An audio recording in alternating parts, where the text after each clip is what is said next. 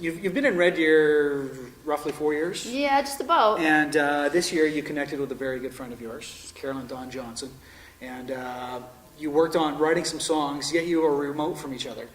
She was in Nashville, you were here. So how did you approach that whole process? Well, we did that on Skype. We wrote on Skype, and she'd never done it before. I'd never done it before, but it was the circumstance that we were in. And with a day job, there's only so much traveling back and forth that I can do to Nashville. So, I'd always dreamed of, writing with Carolyn, but of having her produce some music for me. So when she agreed to do that and then said, hey, you want to try writing something?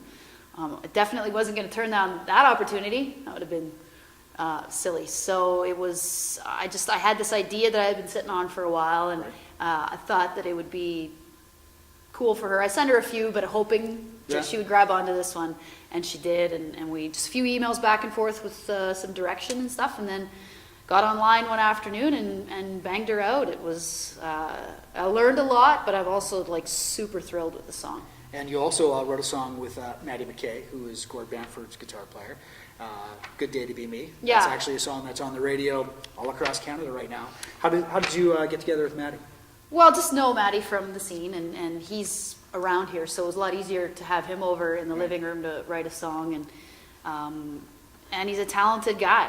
He's not only a great guitar player, but he's got great melodies in his head, and it was a lot of fun. I love Maddie. He's a good dude, and I was just totally happy with the way that song turned out too. Excellent. Now, I've seen you perform on several occasions, and you actually have a bit of a reputation of not only being a great singer and performer, but you're also a great guitar player. Oh, thank you. So how do you approach your live performance, not just as a singer, but as a guitar player as well?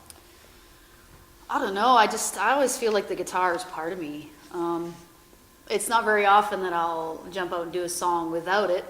It just feels to me like it's so much a part of rhythmically what I'm doing as a singer, and I think emotionally too.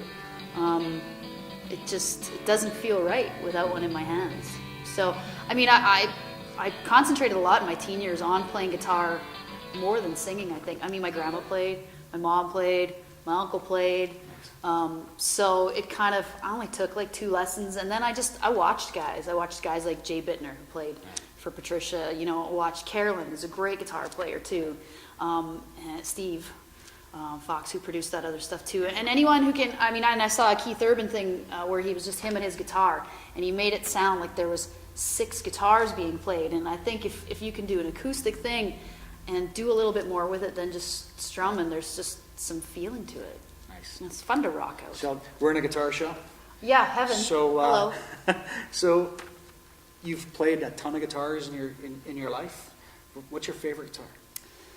Ooh, dream guitar outside of a Gilmore. The one that you have, the one that you play, or one that you've played. And you went, I have a connection with that guitar. Well, I did pick up a Gibson Hummingbird one day, so I think if I could throw down and have one of those for the house. I don't know if I'd want to take that one out on the road, but I love the Gibson Hummingbird. But I've got a Guild that I quite like, and that's my main stage guitar.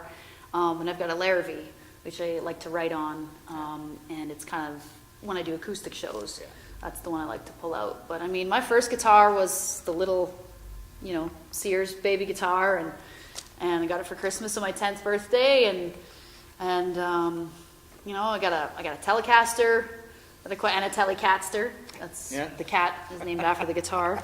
So that's how you can tell I'm a guitar girl. You're a guitar girl. And you've recorded 2 brand new songs that Carolyn Dawn Johnson actually produced and recorded in Nashville. Yeah.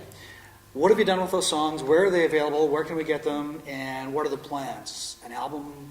I'd like to finish a 6-pack, but right now the 2 new songs are just available on iTunes, so digitally. The old album's up on iTunes as well, as you can purchase it online.